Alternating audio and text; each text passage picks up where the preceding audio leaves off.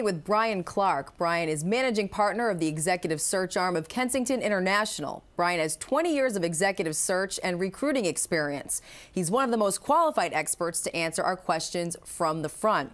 Brian, what is the current forecast for the utilities and nuclear work industry? Well, that's an interesting question. We're in the midst of a nuclear renaissance, so to speak, and so that facet of the utilities business is growing, and we expect that to really take off here. As a matter of fact, over the last 2 or 3 months, about 3 months ago now, the NRC licensed new reactor work for the first time in some 25, 30 years with a facility, Vogtle facility in the southeast that will allow a lot of new construction period. We expect that to continue. There's another plant in South Texas that's going to be coming online. These take a long time. So from a utility standpoint, in order to get these things up and running, the nuclear industry is off and running again, and there are a lot of companies clamoring for the role, and there is a need for people to perform those roles in many, many instances.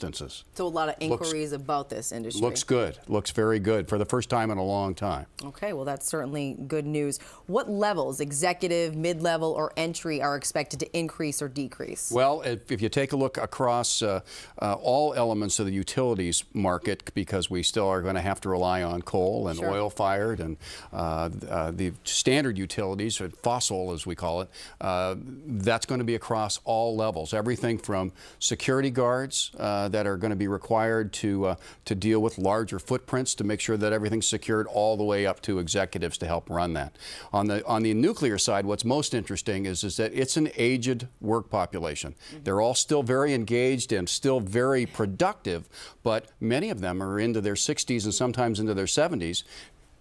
There's a lack of people behind them, so there's going to be a lot of need for that going forward. So it's going to be entry level, it's going to be construction managers, it's going to be project managers, it's going to be people that are working for the Nuclear Regulatory Commission, the NRC, and other certification organizations as well. So all kinds of activities at all levels, from entry level, mid-managers certainly, and even into the executive ranks. Okay, so it's safe to say that in 10 years this industry will be thriving. Well, that's our best guess today. I think that it looks that way now. It looks like that there's a renaissance. We're struggling with oil-fired plants. We're struggling with coal. We're struggling with the carbon footprint.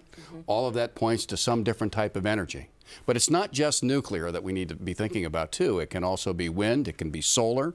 It's liquid natural gas. All of those are presenting us with opportunities in terms of kind of changing the way we think about utilities in general. Nuclear happens to be front and center right now because we've begun to start to work on that again. But we know we need less dependence on oil. We know we need to lessen the carbon footprint, and that points us in a variety of different levels that should make utilities and then the construction of utilities and infrastructure related to that robust for the next many years. Okay, so if somebody wants to get into this industry, what do you suggest? It's strictly a matter of education. And it could be education and certification that doesn't require necessarily college work. It's a lot of jobs are being created that are on-the-ground, field-based, technical, on-the-ground, field-based construction type craft-oriented roles. They don't necessarily require a college education. So it's really a matter of certification, either in a union shop or a non-union shop. Doesn't much matter. There are both that are out there and both equally capable of doing those types of jobs. They're all over.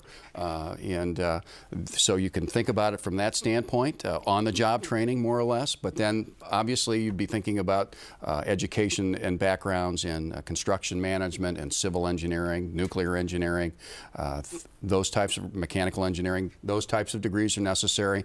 But there's going to be enough activity over the next several years across all elements of the energy grid that they'll take a look at a lot of different educational backgrounds. So really it's a matter of, do I want to go into this field, and targeting those companies and going after it. So if you have an interest, you should be safe right now. Well, if you have an interest and you want to learn about it, absolutely. You're certainly going to be safe if you have a job today, and there's just no question they're going to be hiring over the next 7, 10, 20 years. Okay. All right, Brian, thanks a lot. Absolute pleasure. Thank you.